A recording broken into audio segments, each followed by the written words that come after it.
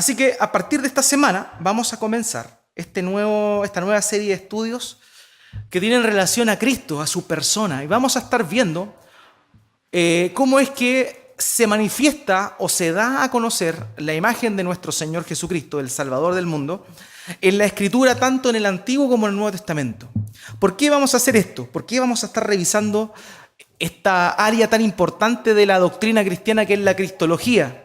Básicamente porque en la medida que nosotros vayamos conociendo al Señor y nosotros nos vayamos asombrando de cómo es Él, de quién es Él por medio de las Escrituras, eso va a traducirse también de mejor manera en de qué forma nosotros, como creyentes, vamos a presentar de mejor manera al Señor. Entre más conocemos a Cristo por medio de las Escrituras, más y de mejor manera vamos a predicar a Cristo. En medida que yo conozco a Cristo, puedo predicar de mejor manera de Él. Por tanto, entre más veamos al Señor por medio de las Escrituras y nos enamoremos de esa imagen que nuestro Dios nos presenta de su Hijo Jesucristo por medio de las Escrituras, tanto en el Antiguo como en el Nuevo Testamento, eso va a producir en nosotros un amor más sincero, más genuino por el Señor. Porque ese mismo Dios que vemos, esa misma manifestación de la segunda persona de la Trinidad que nosotros vemos en la Escritura, es esa misma manifestación y relación que nosotros vamos a empezar a tener con nuestro Señor de una manera personal. Mi vida de fe, mi vida personal, mi vida de comunión con el Señor depende directamente del conocimiento que tengo de Él conforme a lo que las Escrituras nos muestran. Yo no puedo, por ejemplo, alguien que ha leído la Escritura no puede decirle a Dios el flaco, por ejemplo, o el de arriba, porque uno conoce quién es Dios, uno conoce quién es Jesús. Por tanto, de hecho, entre paréntesis, antes yo siempre hablaba, cuando era más joven en la fe, hablaba de Jesús. Pero en medida que fui adentrándome más en la Escritura, y también, obviamente, conociendo más al Señor por medio de la comunión, por medio de la oración, etc., la forma en la cual yo, Pablo, me refiero a Jesús, ya no es Jesús a secas. Usted siempre me va a escuchar decir Cristo o me va a escuchar decir el Señor Jesucristo. Pero eso quiere decir, ¿por qué yo lo hago así? ¿Por qué yo hablo así? Porque yo me he dado cuenta que Jesucristo es mi Señor. Yo no puedo, pese a que en la Escritura sí se habla de Jesús, sobre todo en los evangelios donde se relata la historia del Señor, pero yo, en lo personal, no puedo referirme a Él como Jesús, porque Él es mi Señor. Él es mi Señor. Y eso es lo que nosotros vemos en la vida y en el testimonio que vemos de los apóstoles, por ejemplo, en el Nuevo Testamento. Las epístolas de Pablo siempre habla del Señor Jesucristo. Nunca habla de Jesús. Pedro incluso, el mismísimo Pedro, quien convivió con Él durante más de 3 años, él tampoco le decía Jesús. Él le decía el Señor Jesucristo. Entonces, por eso es tan importante que comprendamos cómo es la manifestación de Dios, cómo es la manifestación de la segunda persona de la Trinidad, el Hijo, en las Escrituras, para que nuestra relación con el Señor vaya moldeándose conforme a lo que las Escrituras nos muestran. Y eso es fundamental. Por eso vamos a comenzar esta nueva serie de estudios sobre Cristo, como dice ahí el encabezado, el Salvador a través de las Escrituras. La manifestación del Señor no la vemos solamente en el Nuevo Testamento como un hecho histórico, como una persona histórica que realmente existió, que verdaderamente fue así, sino que el mismo apóstol Juan comienza el Evangelio diciendo, en el principio era el Verbo, y el Verbo estaba con Dios y el Verbo era Dios. ¿Qué implica eso? Implica que en el principio, antes que todo existiera, ya Jesucristo estaba.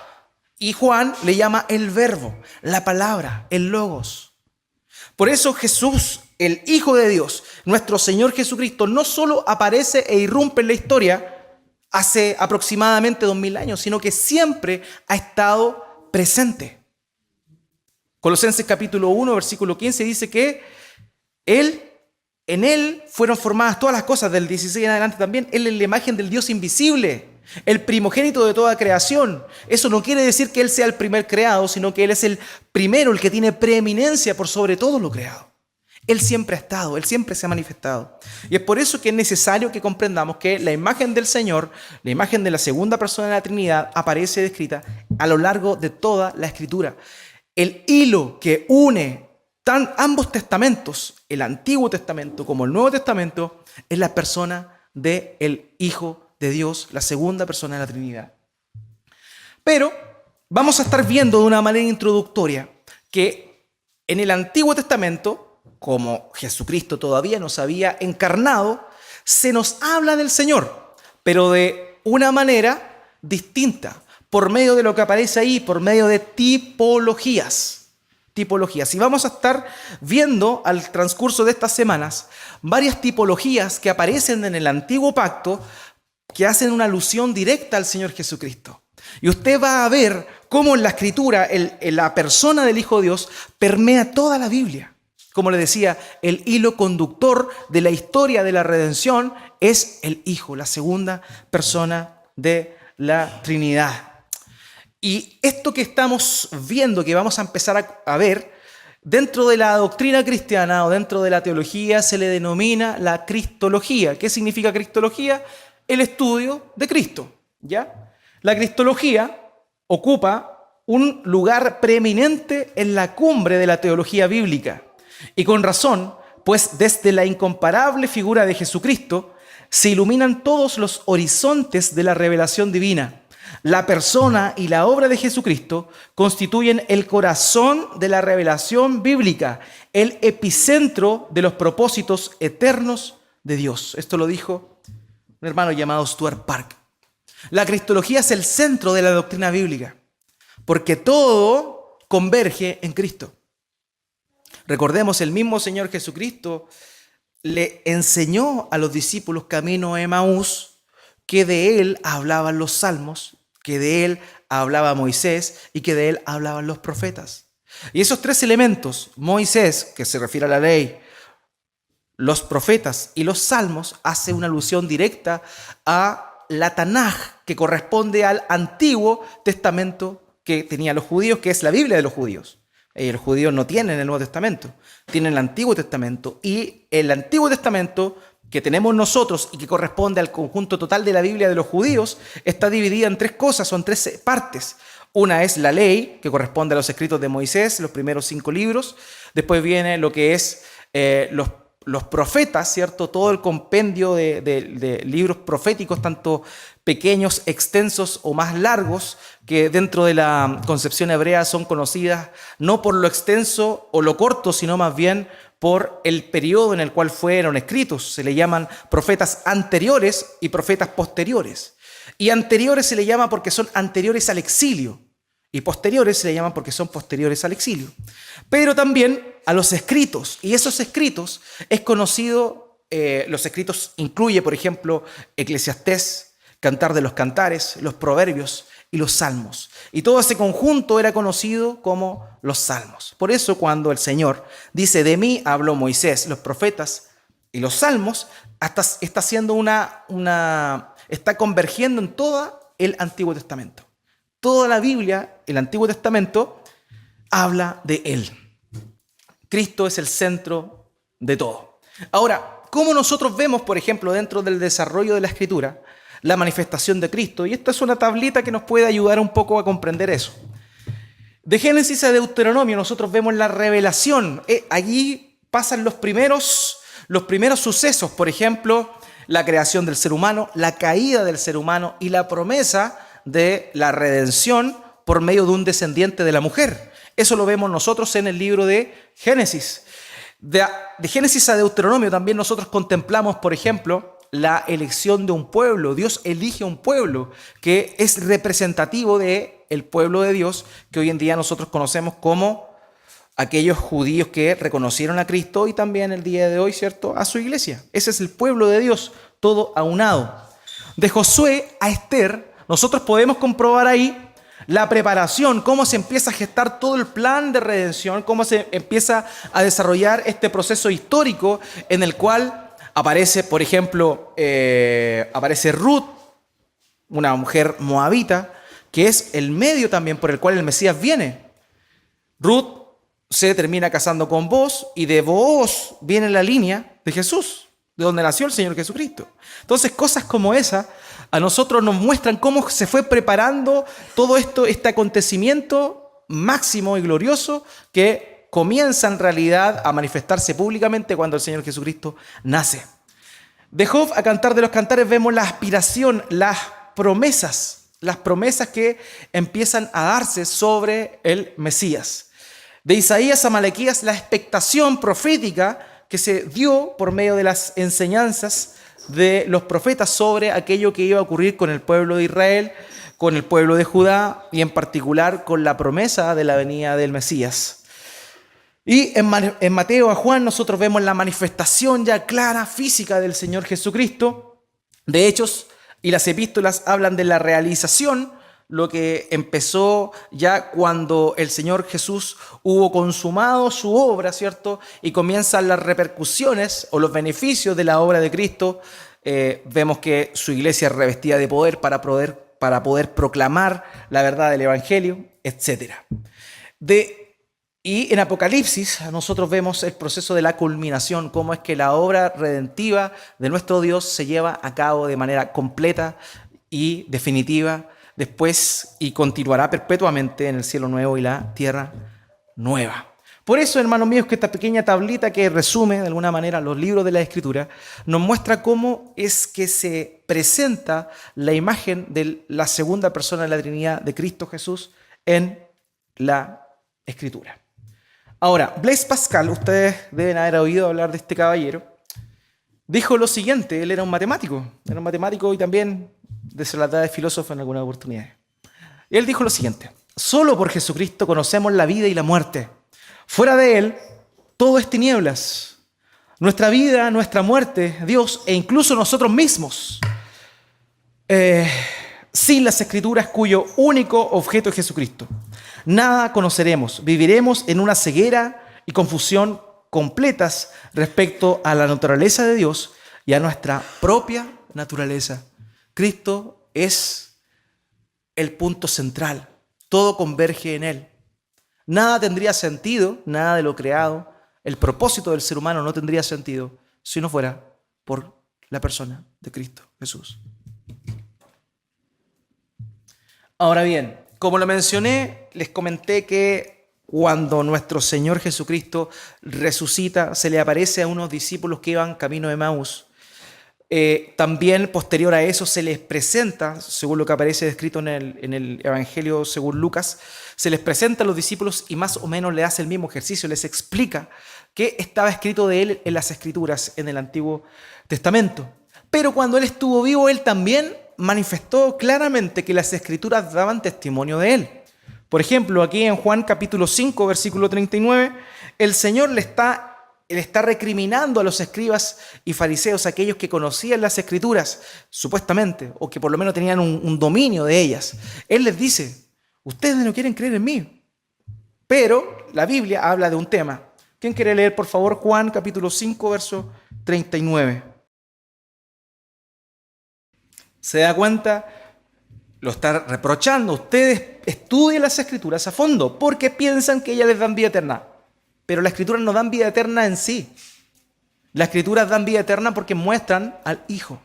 Por eso él concluye esta cita diciendo: pero las Escrituras me señalan a mí. Todas las Escrituras señalan al Hijo. Toda la Biblia habla del Hijo de Dios. Ahora bien, yendo un poco a lo que nos compete esta mañana, claramente el Antiguo Testamento habla del Señor Jesucristo, ¿ya? Pero no lo hace de manera directa, sino por medio de promesas y tipos.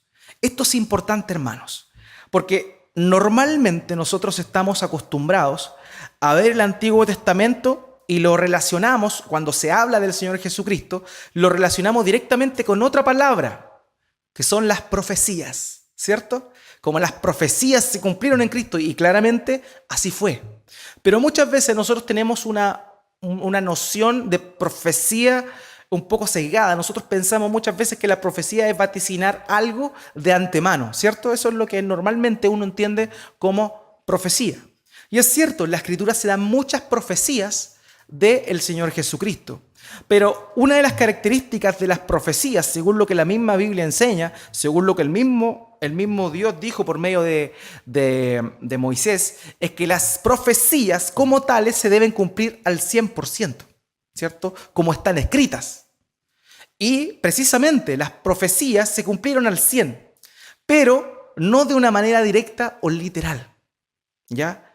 Por eso, más allá de hablar de profecías, hablamos de promesas, porque la promesa es algo más general. Por ejemplo, para que hagamos este ejercicio, ¿se acuerda usted que Dios le dice a la serpiente que la simiente de la mujer le aplastaría la cabeza?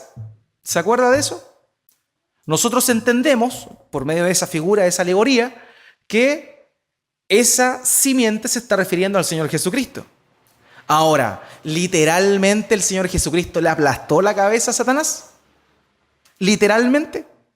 No. Otra profecía. Por ejemplo, libro de Isaías, ¿cierto? Y la Virgen concebirá y le dará un niño, y su nombre será llamado Emanuel. ¿Qué significa? Jesús se llamó Emanuel. ¿Qué pasó? Se equivocó en la Biblia. Porque no era una profecía como tal, sino esa profecía incluía una promesa. Y la promesa se cumple. ¿Qué significa Emanuel? Dios con nosotros. Y efectivamente Dios estuvo con nosotros. Y el día de hoy Dios está con nosotros por medio de Jesucristo a través del Espíritu Santo. Entonces, más allá de profecías específicas y literales, debemos hablar de promesas. Por eso, por medio de promesas, que en el Antiguo Testamento se habla del Señor Jesucristo. Y la otra cosa, por eso habla de dos elementos, promesas y tipos. Y los tipos son otras cosas que nos muestra la Escritura, que hacen relación y alusión directa al Señor Jesucristo. Y aquí vamos a definir un poco a qué se refiere con tipo. Tipo proviene del verbo griego tipein, ¿ya? Que significa golpear o imprimir una marca. Tiene como esta idea, es como un molde. Ya viene Navidad, ¿cierto? Las galletitas de Navidad van a empezar a aparecer. ¿El molde, usted se come los moldes? No. ¿Qué se come usted? La galleta que se imprimió con la figura de ese molde. Los tipos son los moldes, ¿ya? Pero Cristo es el cumplimiento pleno de aquel tipo que se había predicho de antemano. O sea, la verdadera sustancia es la galleta, ¿cierto? Que vendría a ser la persona de Cristo, pero las manifestaciones o expresiones que se utilizaron en el Antiguo Testamento para referirse al Señor son los tipos. Y estos tipos no son el cumplimiento perfecto, pero sí hacen una señal o una figura de lo que el Señor Jesucristo iba a cumplir o era en esencia. Esa es la idea de los tipos. Un autor, Graham Goldsworthy, dice lo siguiente: la esencia de la tipología radica en conocer que dentro de la misma Escritura hay ciertos acontecimientos, personas e instituciones de la historia bíblica que guardan relación con acontecimientos, personas e instituciones posteriores. O sea, son sombra de lo que había de venir. ¿Se acuerda cuando el autor de Hebreos dice en Hebreos 10, capítulo 1, que todos los sacrificios eran sombra de aquello que había de venir? Esa expresión sombra hace alusión a la palabra tipo, ¿ya? O sea, todo lo que nosotros vemos en el mobiliario del templo, por ejemplo, en la forma de hacer los sacrificios, incluso hasta la vestimenta de los sacerdotes, eso hace una alusión tipológica de lo que Cristo iba a venir a cumplir. Cristo es el cumplimiento de aquellas cosas que se habían mostrado por medio de símbolos. Por eso, hermanos, es importante notar algo. Cuando viene el cumplimiento perfecto en la persona de Cristo, ya no son necesarias los tipos, ya no son necesarias las sombras, porque Cristo es la revelación perfecta de aquello que fue manifestado de antemano por medio de símbolos. Cuando viene la manifestación de Cristo, toda la tipología antiguo testamentaria queda en desuso, ya no sirve más, porque vino el cumplimiento perfecto en la persona de Cristo. Por eso nosotros no necesitamos ir a Jerusalén a peregrinar a un templo. ¿Por qué? Porque el templo era la figura de Cristo. Jesús dijo, destruyan este templo y lo reconstruiré y lo levantaré en 3 días. Las personas que estaban presentes quedaron atónitos pensando que se refería al templo de Herodes. Pero no, él se refería al templo de su cuerpo, porque en él, en su cuerpo, que es el verdadero templo, es donde nosotros podemos encontrar comunión directa con Dios el Padre. Eso manifestaba, eso representaba el templo en el antiguo pacto. El lugar donde el pueblo podía ir a relacionarse con Dios.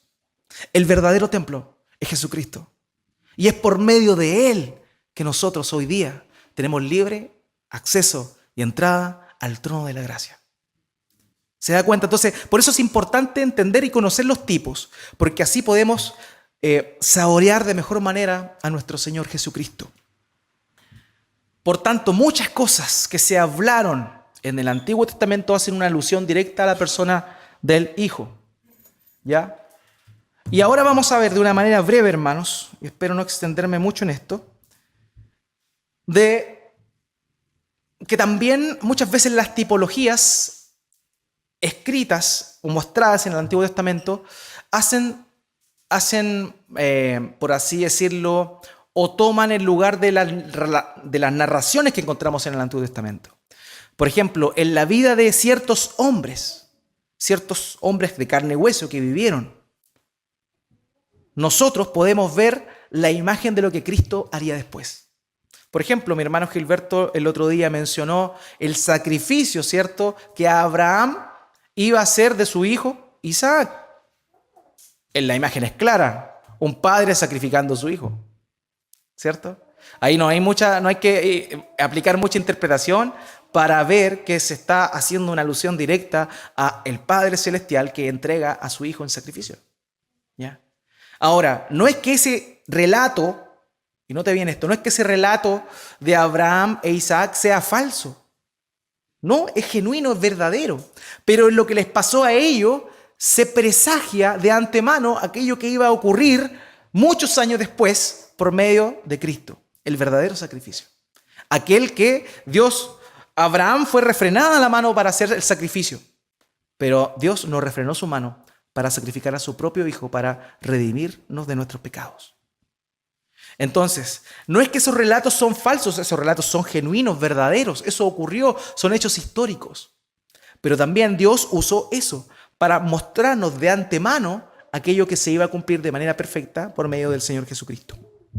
La primera tipología que nosotros vemos en las Escrituras, hermanos, es la tipología de Adán. Adán es un tipo de Cristo. Adán es un tipo de Cristo. Nosotros vamos a ver en su vida, en lo que le ocurrió, en lo que le aconteció, ciertas cosas que pasaron en la vida del Señor Jesucristo, pero obviamente de una manera perfecta.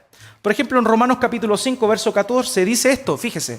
No obstante, la muerte reinó desde Adán hasta Moisés, aún para aquellos que no pecaron del mismo modo que Adán.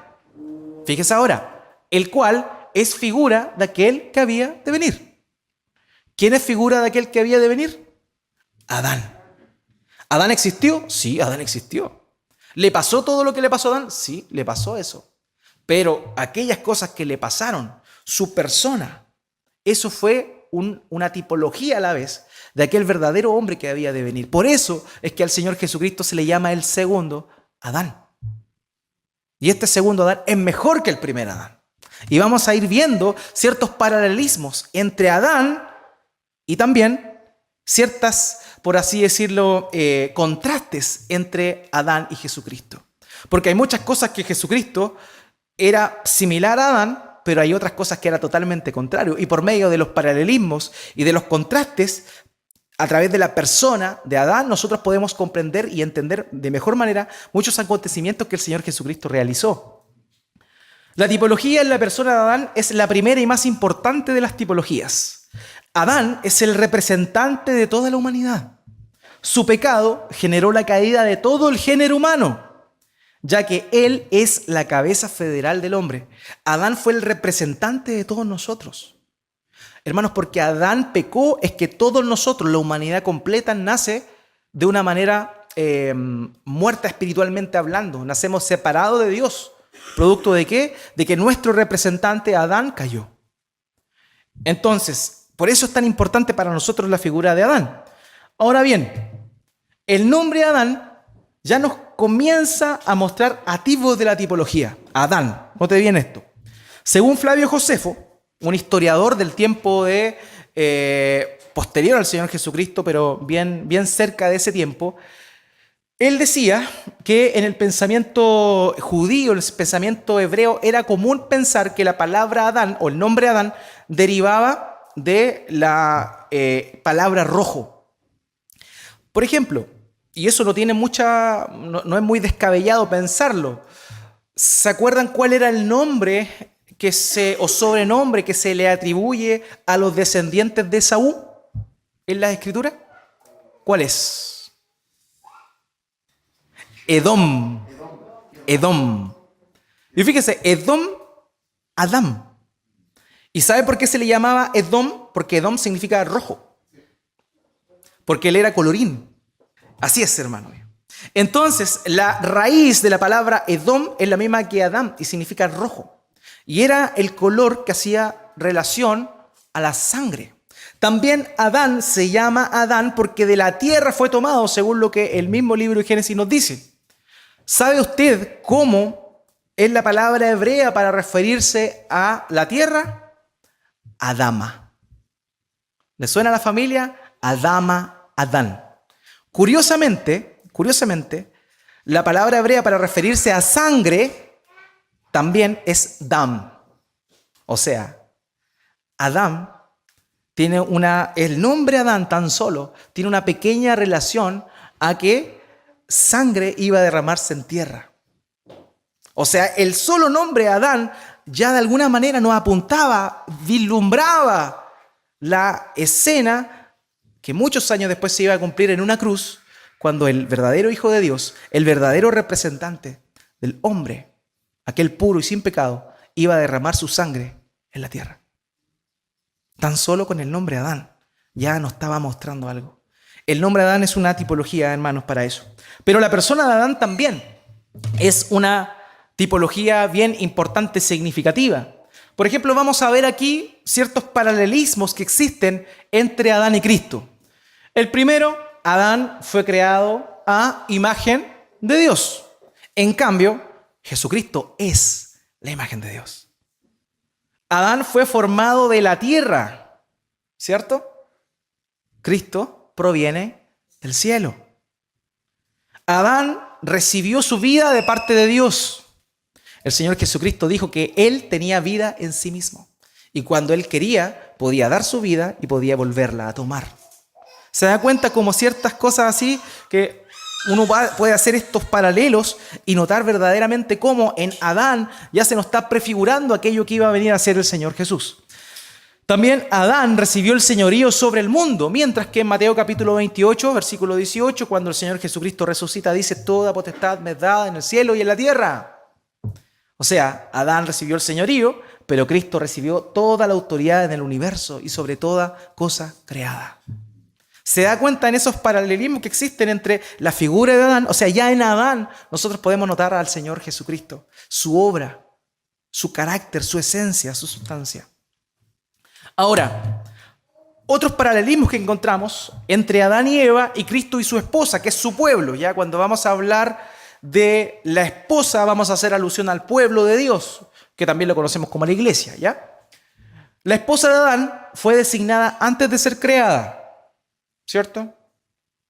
La esposa de Cristo, el pueblo de Dios, fue designado por Dios antes de la creación del mundo. Fuimos predestinados en Él antes que las cosas existieran. ¿Se da cuenta el símil? La esposa de Adán fue creada por Dios mismo, ¿cierto? En cambio, la esposa de Cristo, su iglesia, está siendo formada por Dios. La esposa de Adán, y esto es maravilloso, note bien este pequeño detalle. La esposa de Adán tuvo vida porque el costado de él, ¿de dónde salió la mujer? De la costilla, de su costado. Su costado fue herido mientras él estaba dormido. La esposa de Cristo vive porque el costado de él fue herido estando muerto. ¿Se acuerda aquella escena en la cruz del Calvario? Esa lanza que atraviesa el costado, la costilla del Señor. Por eso su iglesia tiene vida el día de hoy. ¿Se da cuenta esas paralelos que existen tremendos que ya de antemano, sin hablar del Señor, ya nos apuntaban a Él, a su persona, a su esencia? La esposa de Adán era parte de su propio cuerpo. Nosotros, la iglesia, el cuerpo de Cristo, somos llamados así de esa misma manera. Somos el cuerpo de Cristo. La esposa de Adán fue tomada de su propio cuerpo. Nosotros somos el cuerpo de Cristo. La esposa de Adán compartió con él su señorío. Y la esposa de Cristo compartirá con él su dominio en el cielo nuevo y la tierra nueva por los siglos de los siglos. ¿Se da cuenta? Entonces, la Escritura ya nos habla siempre de esa manifestación preciosa del Señor Jesucristo. Y estamos hablando de Génesis, los primeros capítulos. O sea, en los primeros capítulos de Génesis ya se nos muestra de alguna manera aquello que el Señor iba a venir a cumplir de una manera perfecta. ¿Cierto? Perfecta, cumpliendo las promesas que estaban descritas en la antigüedad por medio de esos tipos que encontramos ahí. Otra cosa, por ejemplo, son los contrastes, están los paralelos que hacen relación a un elemento que se cumple pero más excelentemente. ¿Ya? Esa es la idea de los paralelos. Pero también está la idea de los contrastes. En la Escritura también encontramos contrastes y los contrastes son la idea contraria. Por ejemplo, uno hizo una cosa y el otro hizo lo contrario. Y eso es lo que también encontramos en la figura de Adán. En Adán encontramos contrastes con Cristo. Por ejemplo, Adán fue tentado por Satanás usando a la serpiente y a Eva, ¿cierto? En cambio, la tentación del Señor Jesucristo fue personalmente. ¿Ya? O sea, era otra la naturaleza del Señor, por tanto, no iba a utilizar intermediarios, fue directamente a tentarlo a él. Otra cosa, la tentación de Adán tuvo lugar en el huerto, donde tenía abundancia de productos comestibles, mientras que la tentación del Señor Jesucristo, ¿dónde fue? En el desierto, donde no había nada. ¿Se da cuenta el contraste? Algo totalmente distinto. Por un lado, abundancia, por otro lado, escasez. En el Edén, Satanás contradijo la palabra de Dios para tentar a Adán. ¿Cierto? Le dice, ¿acaso no le dijo Dios que coman nomás de eso? ¿Se acuerdan o no? Entonces, ¿él qué hace?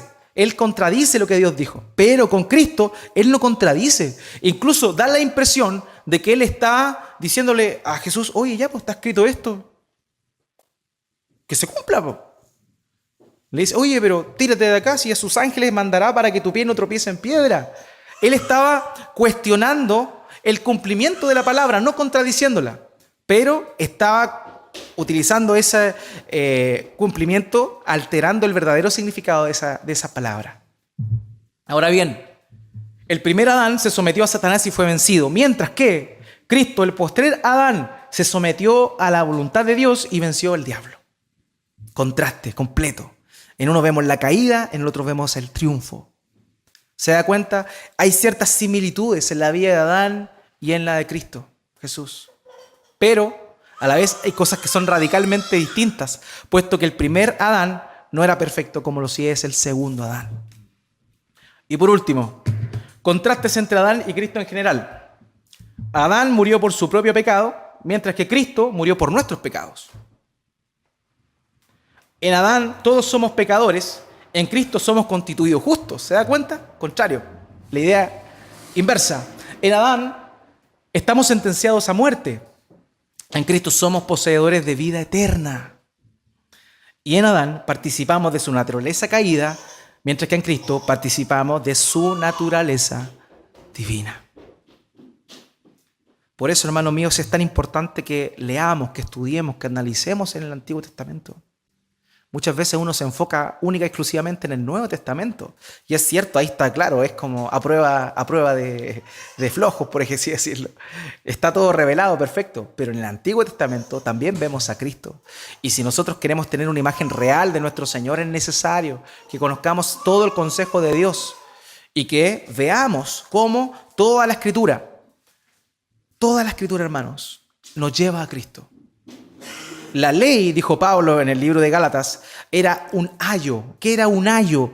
Era un esclavo que llevaba a los hijos de los amos para que ellos fueran a estudiar y aprendieran. Eso es la ley. ¿Cuál era el propósito? Llevar a Cristo, llevar al verdadero mensaje, a la verdadera enseñanza. De la misma manera, toda la Biblia, el Antiguo Testamento, hermano, nos debe llevar a nosotros a conocer a nuestro Señor Jesucristo y deleitarnos en Él. Cuando vemos estas cosas, debe sorprendernos, debe maravillarnos y debe darnos un amor más grande por la palabra de Dios. Eso sería, hermanos, el estudio